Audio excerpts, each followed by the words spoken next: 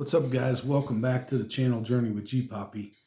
Today, I want to talk to you about some events that happened to Jesus during his lifetime that were written about by the prophet Zechariah, uh, in 520 BC. So, some 500 years before the birth of Jesus, these prophecies were written.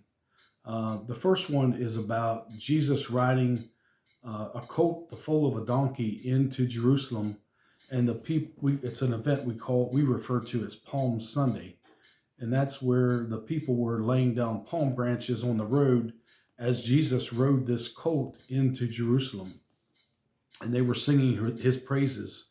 And then around 12 hours later, these very same people were shouting, "Crucify him! Crucify him!"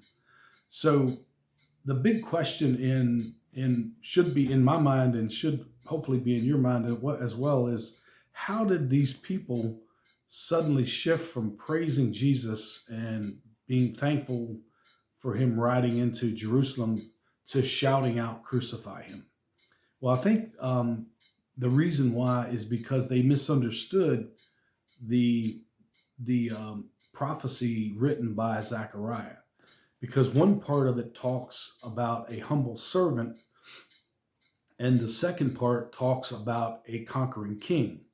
So the humble servant, which Jesus, came to the earth the first time as a humble servant.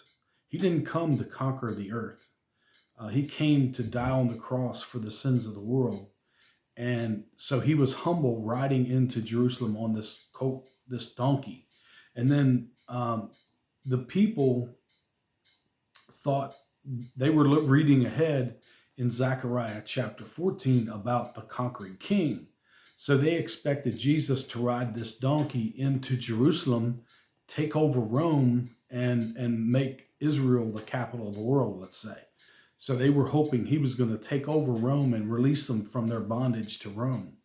But that's not the case. So the humble servant passage occurred around 500 years after Zechariah wrote this prophecy, because it was written in 520 BC, as I mentioned.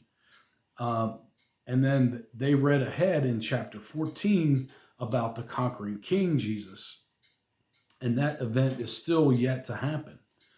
So that's going to happen at the end of the 7-year tribulation, when Jesus, when all the armies of the world are moving in to attack Israel. That's when God's going to step in and destroy all these nations that are attacking Israel. And specifically, Iran is mentioned, Russia is mentioned in these armies, Turkey. These armies are going to be surrounding Israel and attacking Israel, and God is going to destroy them. But that's still yet to come. So in the Zechariah 9:9 passage, the humble servant passage, the scripture says, "Rejoice greatly, O daughter of Zion," which is Israel. "Shout, O daughter of Jerusalem. Behold, your king is coming to you. He is just and having salvation, lowly and riding on a donkey, a colt, the foal of a donkey." So that was the humble entrance when they were laying down the palm branches on the road for the donkey to walk on. And then we skip ahead to Zechariah 14, verse 3, and the passage says, "Then the Lord will go forth and fight against those nations as he fights in the day of battle. And in that day, his feet will stand on the Mount of Olives." So they were looking for this conquering king, not this humble servant. So they were, and for that reason, they rejected Jesus, as is the nation of Israel predominantly, I should say, rejected Jesus as their Messiah, because he didn't come in and conquer the Roman Empire as they thought he should. And sometimes as believers, our expectation of God is to deliver us from every trial and every trouble that we have. And that's not always the case. He never said we'd live a life without trouble or trials.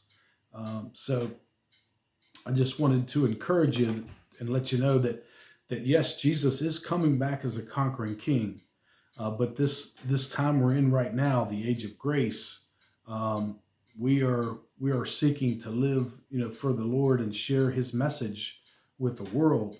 Um, but I just don't want you to lose heart when you go through struggles.